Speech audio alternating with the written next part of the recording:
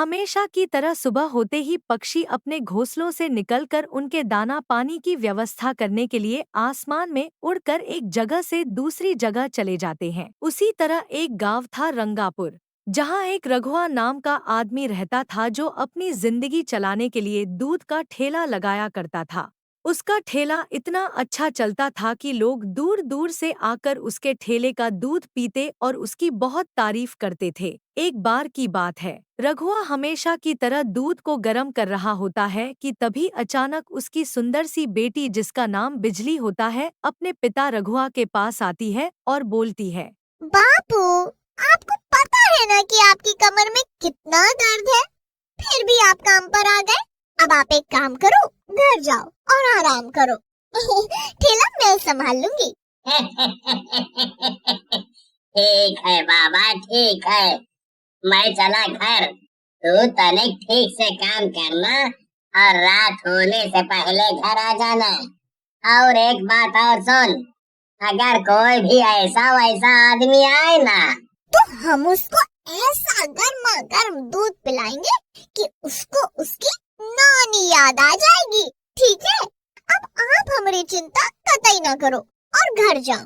फिर रघुआ बिजली को ठेला सौंपकर घर की तरफ चला जाता है। रघुआ के जाते ही वहां गांव में रहने वाला एक आदमी, जिसका नाम बिरजू था, वहां ठेले पर आता है और बिजली को देखकर बोलता है, क्या बात है बिजली, आज तो बहुत चमचमा रही है। तनिक ध्यान रखियो बिरजू, कहीं ये चमक तेरे ऊपर न थमक पड़े। तू यहाँ बकवास करने के लिए आया है या गर्मा गर्म दूध का गिलास खटकने के लिए आया है?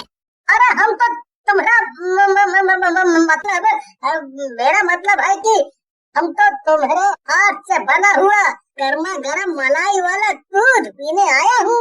बिजली दूध का गिलास बिरजू के हाथ में थमा देती है और बोलती है, ये पकड़ अपना दूध का गिलास और इसे फटाफट से गटक और चलता बन यहाँ से, नहीं तो ये बिजली तेरे ऊपर गिरेगी ना तो तू जिंदगी भर याद रखेगा। बिरजू बेचारा फटाफट से दूध पीकर वहां से निकल लेता है। तभी वहां पर दो लड़के, जिनका नाम ननंदू और चिराग होता है, वहां से गुजर रहे होते हैं और वो बिजली को देखकर बिजली के पास आते हैं और बोलते हैं, इतनी गर्मी में ये हॉट गर्ल गर्मा गर्म दूध का ठेला लगाए हुए है। अरे क्या खुशबू है। ए हॉट गर्ल, जरा 2 गिलास पिस्ता बादाम वाला गर्मा गर्म दूध तो देना। हाँ, मलाई डालना मत भूलना। शहर के लागत हो बाबूजी, तभी ऐसी बातें कर रहे हो बिजली से, मगर तनिक ध्यान रहे कि हमारा नाम बिजली है, बिजली, इसलिए जरा संभल कर हमसे बात करना, नहीं तो दूध के साथ साथ हम तुम्हारे गाल पर ऐसा लापड़ जड़ेंगे ना कि तुम दोनों भूल जाओगे कि हम पृथ्वी पर ही हैं कि आकाश में। बड़ी अकड़ है तेरे अंदर तो। और मेरा नाम भी चिराग है और मेरी जिस भी चीज पर नजर पड़ गई, समझो वो मेरी हो गई। ऐसा बोलकर चिराग बिजली का हाथ पकड़ लेता है और बिजली गुस्से से बोलती है, हम बखत हमका छेड़ता है, रुक अभी तेरे ऊपर गर्मा गर्म दूध उड़ेलती हूँ। जैसे ही चिराग बिजली का हाथ छोड़ता है, तभी बिजली चिराग के गाल पर एक जोरदार तमाचा मार देती है। चिराग को बहुत गुस्सा आता है, लेकिन ननंदू चिराग को वहां से ले जाता है। तभी बिरजू ये सब देखकर वहां आता है और बिजली से कहता है, क्या बात है रे बिजली, ये दोनों शहरी बाबू क्या बोल रहे थे? कहीं इन्होंने तेरे साथ कौन बदतमीजी तो नहीं की ना? अगर ऐसा कछु भी किया है ना तो हम इन दोनों की चटनी बना देंगे। हाँ, तुझे बहुत चिंता हो रही है बिजली की। अरे बिजली अपना ध्यान खुद रख सकती है, तू जाकर अपना काम कर, समझा? जैसे ही दिन ढलने लगा तो बिजली ठेला बंद करने लग पड़ी।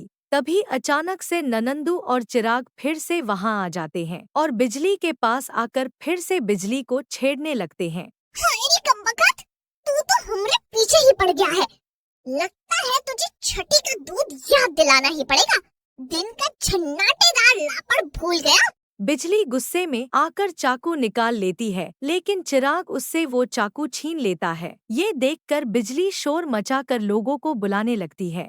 ये देखकर चिराग और ननंदू डर जाते हैं और जोश में आकर बिजली को चाकू मार देता है और बिजली वहीं तड़प तड़प कर मर जाती है। चिराग और ननंदू बिजली की लाश को वहीं पास में कहीं झाड़ियों में छुपा देते हैं और वहां से भाग जाते हैं। फिर बिजली एक चुड़ैल बन जाती है और अपनी लाश देखकर बोलती है, मैं मर नहीं सकती, ये मेरे साथ ही क्यों हुआ? मेरे बाबू को मेरे मरने की खबर लगी तो वो जीते जी मर जाएंगे। कुछ भी हो, मेरे बाबू को मेरे मरने की खबर नहीं लगनी चाहिए। ऐसा बोलकर वो अपने पुराने रूप में आ जाती है और बिजली बनकर वो घर को चल देती है। कितना अंधेरा हो गया है और तू अब घर वापस आ रही है। पता है मैं कितनी चिंता कर रहा था तेरी। बाबू आप भी ना जरा जरा में हमारी चिंता करने लगते हो। अरे आप बस अपना ध्यान रखो, बाकी हमारी हम पर छोड़ दो। ऐसा बोलकर चुड़ैल बिजली अपने कमरे में सोने के लिए चली जाती है और सुबह होते ही काम पर चली जाती है। तभी सुबह सुबह बिरजू वहां आ जाता है और बिजली उसे देखकर बोलती है, सुबह सुबह काहे हमरा दिमाग का दही कर रहा है? दूध पीना है तो बता, नहीं तो पतली गली से खिसक ले। बिरजू बेचारा फटाफट दूध पीता है और वह से चला जाता है। कुछ देर बाद वहां एक मंचला आता है और वो बिजली को अकेला देखकर उसे छेड़ने लगता है। तभी वहां एक बुजुर्ग आदमी आता है और बिजली से कहता है, बेटी, बाबा के लिए तनिक एक गिलास बादाम पिस्ता वाला दूध बनाना। अरे ये बूढ़ा बाबा कहाँ से आ गया? हे बाबा, चल निकल यहाँ से, मेरा सारा मजा किरकिरा कर दिया। बिजली को मंचले पर बहुत गुस्सा आता है और वो अपने चुड़ैल के रूप में आ जाती है। फिर वो उस मंचले को गले से पकड़कर उसे ऊपर उठा देती है। अभी रुक, तेरा सारा मजा निकालती हूँ। चुड़ैल बिजली उसका गला दबाकर उसे वहीं मार डालती है। अरे बिटिया, तू बिजली से चुड़ैल कैसे बन गई? हमका तो अपनी आंखों पर यकीन नहीं हो रहा है। बाबा, अब मैं आपको क्या बताऊं? इस जालिम दुनिया में लड़कियों का अकेले काम करना कितना मुश्किल है। जहाँ अकेली लड़की देखी नहीं, वहीं उसे छेड़ना, परेशान करना शुरू कर देते हैं।